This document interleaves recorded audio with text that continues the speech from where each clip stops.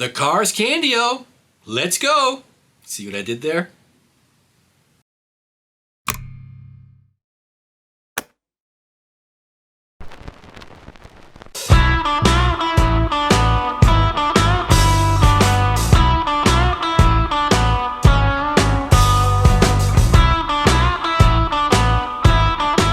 Hey everybody, thanks for joining. You found your way over to the Modest Audiophile channel. My name is Mark.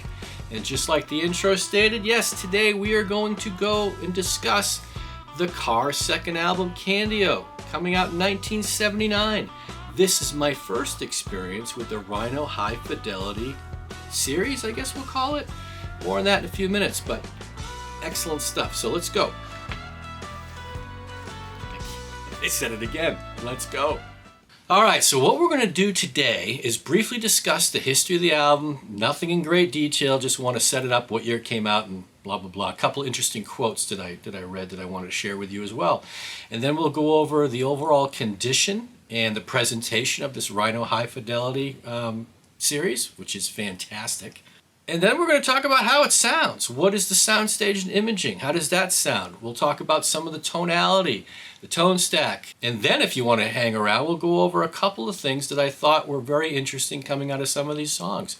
And we'll wrap this thing up and get you out of here, okay? All right, fantastic. Briefly about this album, as I stated earlier, this is the second Cars album. This came out in 1979. It came out between the Cars debut album, self-titled, 1978, The Cars, and the third album, which came out in 1980, Panorama. This album was released on June 2nd, 1979. It was produced by Roy Thomas Baker, and the album spawned, I say, 3 singles: Let's Go, It's All I Can Do, and Double Life. This album did outperform the band's debut, peaking at number 3 on the US Billboard 200. And the cover art was done by pinup artist Alberto Vargas. Little background on the album.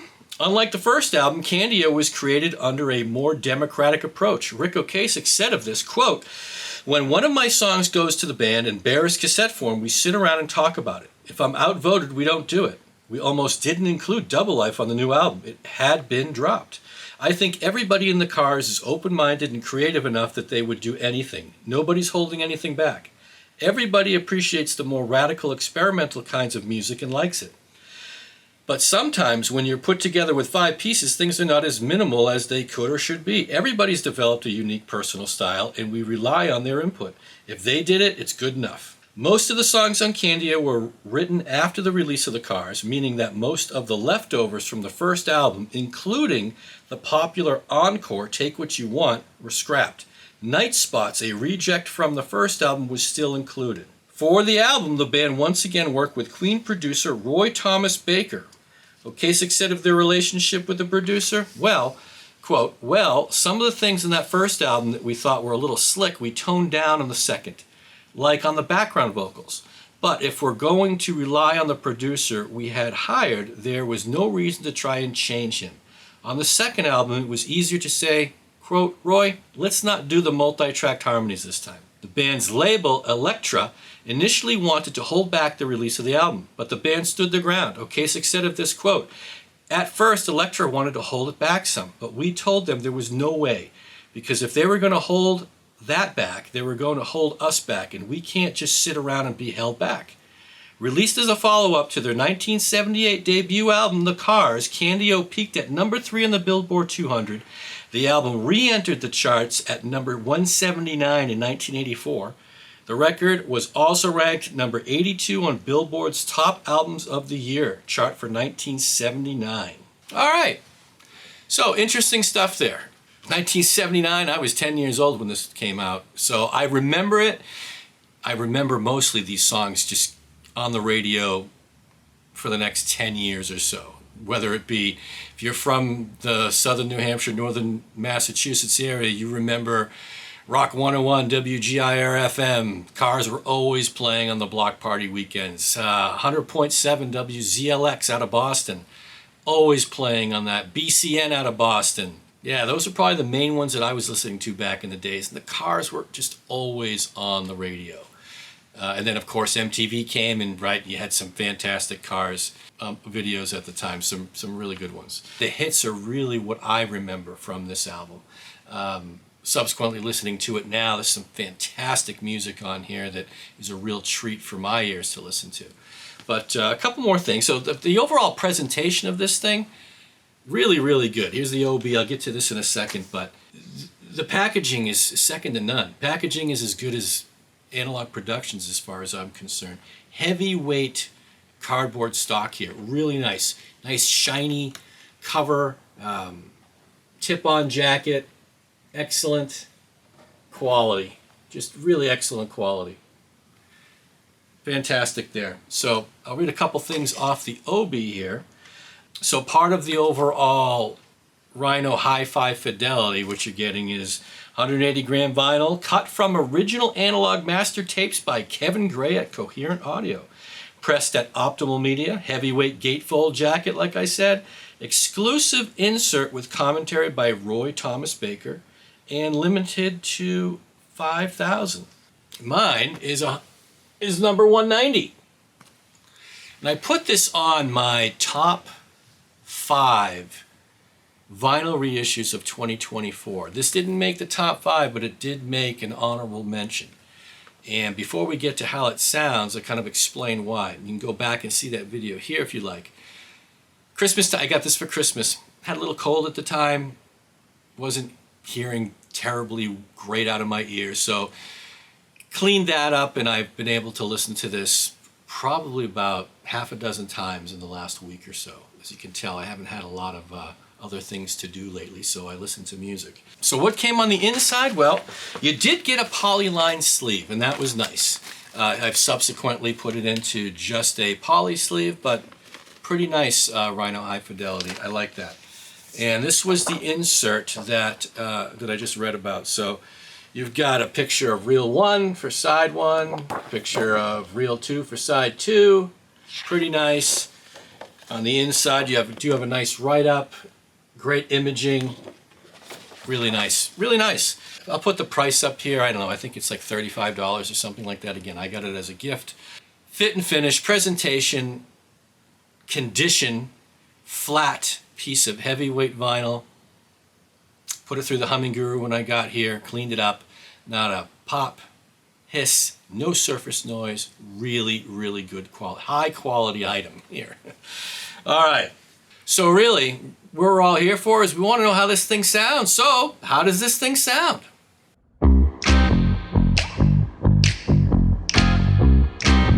I'll tell you how it sounds. We'll briefly go over the tone stack, and then what we'll do is we'll talk about some general terms or feelings that I was getting over the entire album as a whole. Talk about a couple decibel level checks that I did, and then we'll talk about some of the individual songs on, really what stood out for me on these things. And again, I was predisposed to the hits on this record. The other songs were fairly new to me, if not entirely. I mean, I think I've heard some of these. You could not hear this album growing up if you're a Gen Xer. I've heard, I'd say, all of these songs at least once or twice in my life, but really, it's the hits that stand out. But doing this review, I really got a lot of enjoyment out of the songs that I didn't know so well. So real quick, as far as the overall tone stack goes, the bass I thought was really well done. It wasn't overdone. It was enough. It was full and round, and it really filled out the sound stage. As far as the mids go, yeah, vocally, really good. Guitar tones, crunch, the snare pop that you were getting. I mean, we got some pop out of this thing. We'll talk more about that when we do the decibel level checks. But you got some great snare punch coming out of this thing. Treble, I put excellent detail, but not too much detail, if you know what I mean. You are getting some really nice hi-hats, some really nice percussion, some high end of the synthesizers or keyboards you can hear. In fact, there's one song in here we'll get to where there's not a lot of piano on it, a lot of keyboards on this album, but not a lot of piano. But one song, a couple piano keys in the high register really stood out. It was great to hear. Overall, yeah, the cymbals, percussion, excellent. A lot of detail on this album. But again, don't mistake me, it's not too much detail. There was no ear fatigue whatsoever listening to this. Some of the overall thoughts and some of the tones that I were getting out of the thing are just things in general that I wanted to make sure that I shared with you as far as the overall album presented itself. I thought that the guitars were tastefully crunchy, bit of crunch on them that you don't hear on the car radio or the CD that you've been carrying around for 30 years or the cassette tapes that you were listening to at the time. Yeah, really, really good guitar tones coming out of this album. Big wide drums I put here. I think the overall soundstage, so I guess we'll cut to the soundstage. Soundstage on this album is really nice. In general, I'd say it's about 4 feet, stretches out to 4 feet past the left and right side of the speakers. Right, my speakers are about 9 feet apart. I sit 9 feet away. Close your eyes, get that three-dimensional mind's eye type of soundstage. It's getting about 4 feet left or right of the speakers. The overall height is good. It's I'd say vocally, the vocals for the most part were right there locked in the center. They're sitting around 2.5 feet or so above the tweeter line, where the majority of the lead vocals were coming from. And then as far as some of the cymbal crashes or the electronic sounds that were coming out, some of the synthesizers, it would even get higher up in the soundstage as well. I think it probably peaked no more than 3.5, 4 feet high, again above the tweeters of the speakers. So really nice soundstage, if I'm being honest. So again, the overall drums really pushed the soundstage as far as the limits go left and right. What I liked about this album is that, for me anyway, in listening to it, the overall drum kit was a good basis to measure your soundstage on. You're getting, some, like I said, nice snare in the middle, bass drum in the middle, and the toms are coming in left and right. Really nice wide drum kit. I really enjoyed that with this album. In fact, it keeps bringing me back to the album to listen to it again and again. The drum kit on this thing was really well mic'd. Along with that, you are getting some excellent snare punch throughout the entire album.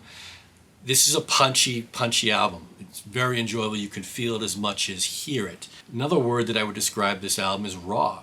And what I mean is that it presented itself on this Rhino High Fidelity series as being a more immediate. It was alive. This thing was breathing. Imaging is excellent. I thought that due to the airiness, I thought that you were getting a lot of three-dimensionality. Is that a word? I'm not so sure. We'll go with three-dimensionality. Yeah, you're getting a lot of depth with this record as well. So generally speaking, I'll say that Rick's vocals more than anything, but I'd say his vocals were set back a little bit. So if you're looking at a soundstage, what does it look like? It's not just 2 points, left and right, straight line.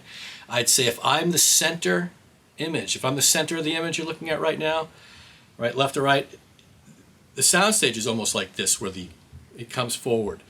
The center was pushed back a little bit, and that's predominantly probably because of, I thought, that Rick's vocals were, although extremely clear and audible, they were set back a little bit in the soundstage. I guess if there's any gripe that I have, and I did not compare it to the original pressing or anything like that. It's not really a gripe per se.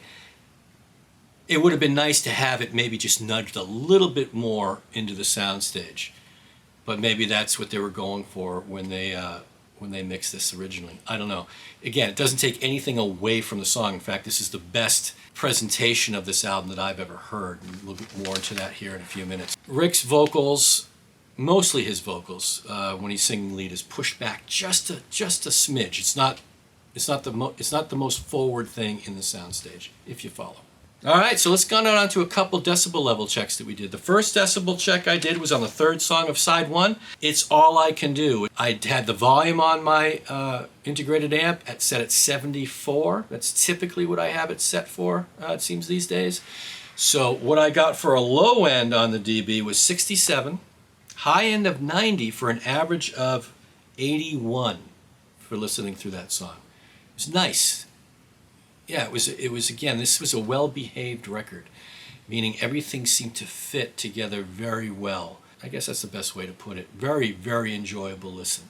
The second dB check I did was the last song on the album.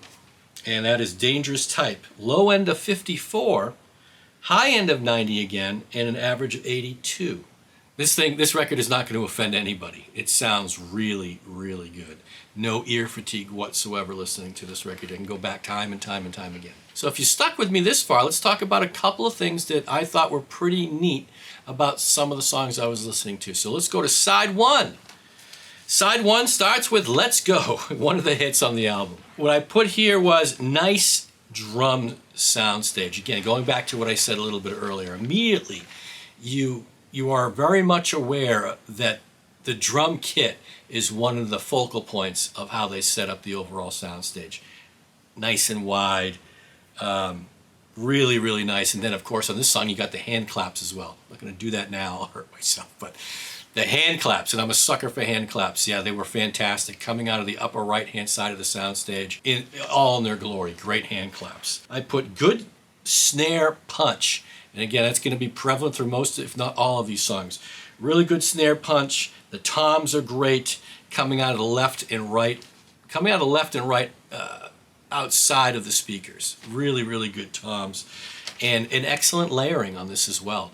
I think again, layering really adding to the overall sense of depth. All right, on to the second song, Since I Held You. More of that drum spacing.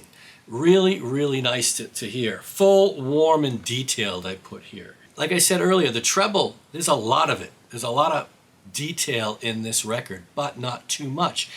Dare I say, some songs still sound warm at the same time of being detailed. That's what I'm going with anyway. The layered guitars and keyboards, and just fantastic, and it's all supported by a solid bass and drums. Really nice song, Since I Held You.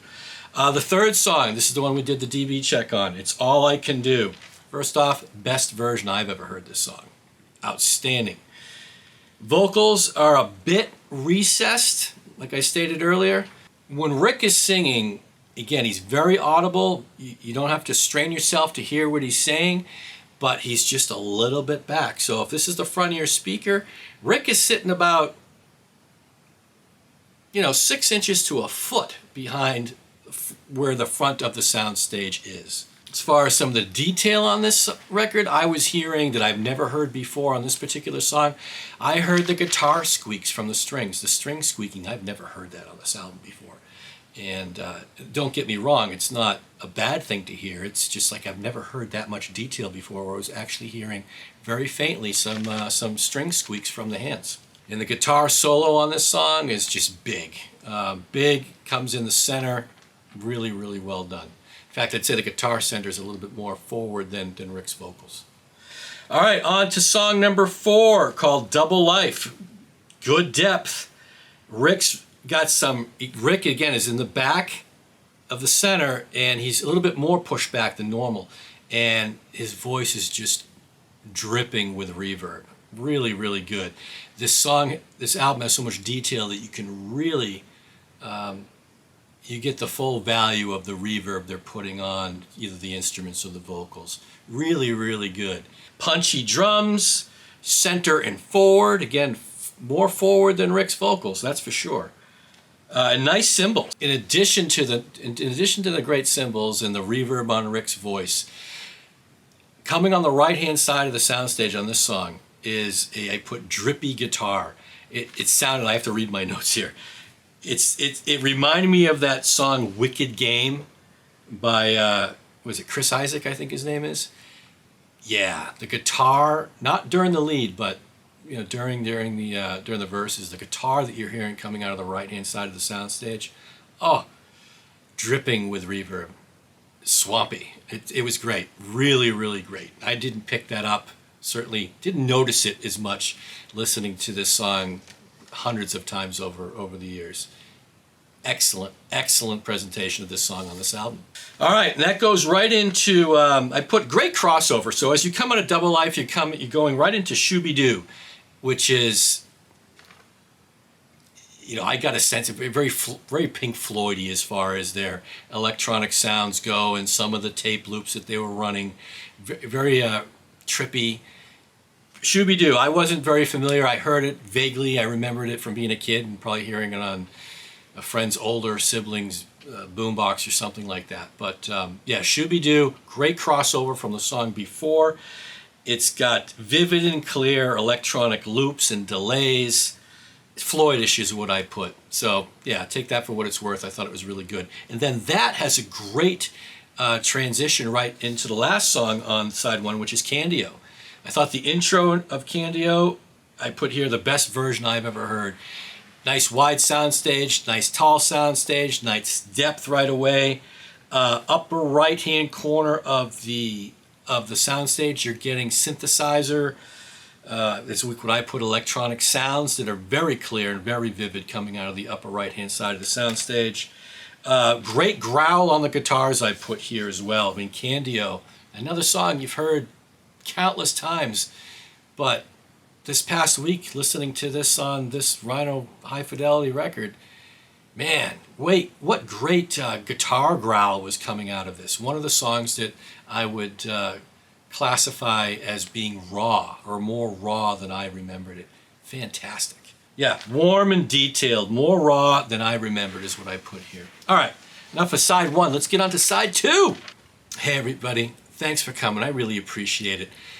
If this is your first time here, welcome. I'm glad you were able to find the channel. Take a look around. You might find some more things you like. And if you do like it, yeah, don't be shy. Go down there and hit the like button. If you really like it and you want to support the channel, by all means, please hit subscribe. It's free. You can always take it away later. Well, that's it. So let's get back to more Candio because this thing really kind of blew me away. All right, let's go. I did it again. Side two starts with Night Spots. And I put here, it starts off, again, crispy guitars coming out of the left side and right side of the soundstage. And then come in the layering of the drums and the bass and the synthesizers, keyboards and percussion. And again, the vocals were back further, but very, very clear. To my ears, the way this is mixed is very unique, where you are getting a very clear vocal presentation, but the rest of the soundstage is pushed a little bit further. Really, really nice. Again, that V shape. So if I'm the center image, I'm the farthest thing away from you where Rick's vocals are coming from, and the rest of the soundstage is kind of coming out like that. I don't know if that works coming through on the video, but anyway, excellent soundstage. Night Spots, really, really good. And then it has love the transition from Night Spots into the second song called You Can't Hold On Too Long. Vocals are a little bit closer this time than they were previously. Big drums before chorus. Big drums. Again, so I think the album is really presented around the drums being the focal point of the overall soundstage. Drums are great. Nice full bass I put. Very realistic guitar solo. Great tones I put for this one. The guitar on this one, again, being raw. Not how I remembered the Cars, I'll tell you that. Really, really good stuff. The third song, Lust for Kicks. Crystal clear hi-hat in the upper right of the soundstage. In fact, I put a note here with a star. Really liked this song. Not one of the ones I'm most familiar with, but totally enjoyable listen. Lots of space and air in this particular song. Great snare and drum punch. And this was the one that you hear a lot of synthesizer, a lot of keyboards.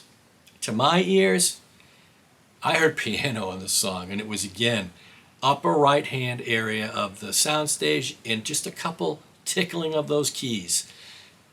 Yeah, they jumped out at you. They were in space. Those keys were in space in the soundstage. Really nice.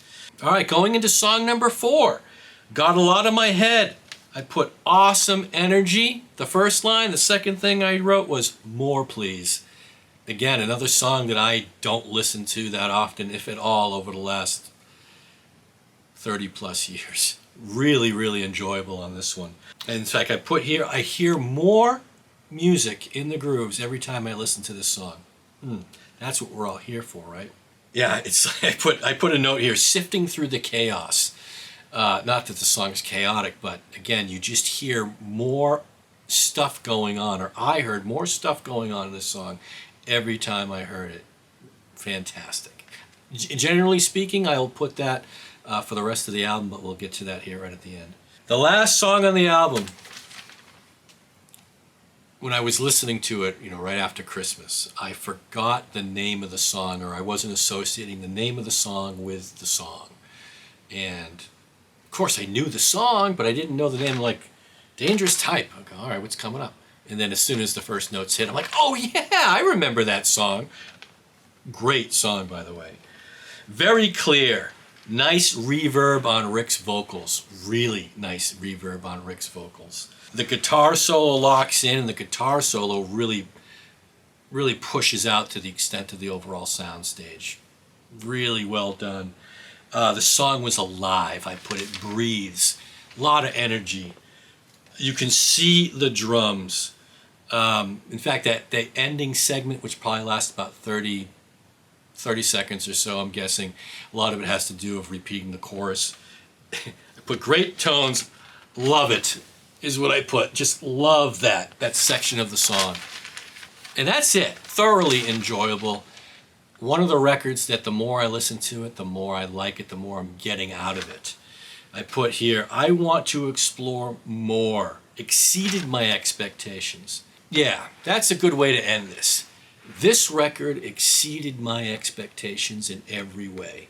It really did. I'll be honest, I asked for this for Christmas, but what I really wanted was that first one. Unfortunately, it was sold out. Rhino High Fidelity sold out of the Cars debut album a while ago, and it's probably on back order. I think what they'll do is probably stop with the numbered edition. Hopefully this is what they'll do. I hope what they do is the same thing I think that what they did with the Black Sabbath album that came out on Rhino High Fidelity that sold out immediately, was it the numbered edition sold out, but then they released it on a non-numbered edition. So I hope that's what they do with the first Cars album, and probably what they'll do with this one as well when they sell out of the numbered edition.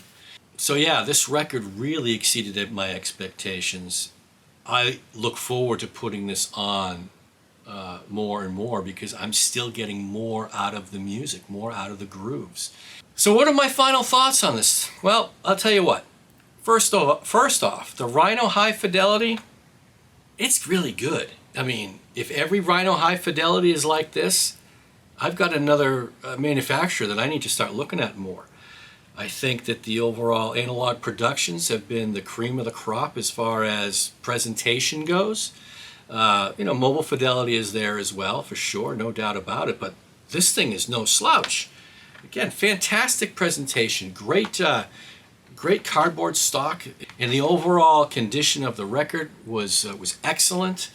I thought that the mastering on it was great. Just, I've got no complaints whatsoever when it comes to Rhino High Fidelity. And this record in particular, it was the songs that weren't the hits that really, really surprised me. And I look forward to putting the needle down on this thing the next time, where I don't have to take any notes and I can just listen to it for more enjoyment. So with that, I'll wrap it up. Do yourself a favor, everybody. If you're like me and your football team is out of the playoffs, New England Patriots, hopefully they got their quarterback, hopefully they'll get their coach today or tomorrow. But if your team's out of it, or you're not a fan of football whatsoever, hey, it's January, it's dark, so not a lot going on. Do yourself a favor, go find this thing. I think it's like $35 or so. I'll put a picture here. Go find it, put this thing on. You will be amazed. You'll get more music out of this thing every time you listen to it, just like I did. That's what we're all here for, right? To get more music out of the grooves than we've ever gotten before. To be surprised on a daily basis. So take care, everybody. Sorry this thing took me so long. As you can see, my hand's a little banged up, and I get to wear this for the next 2 weeks, so it should be interesting writing notes. Take care, and I hope to see you soon. Bye.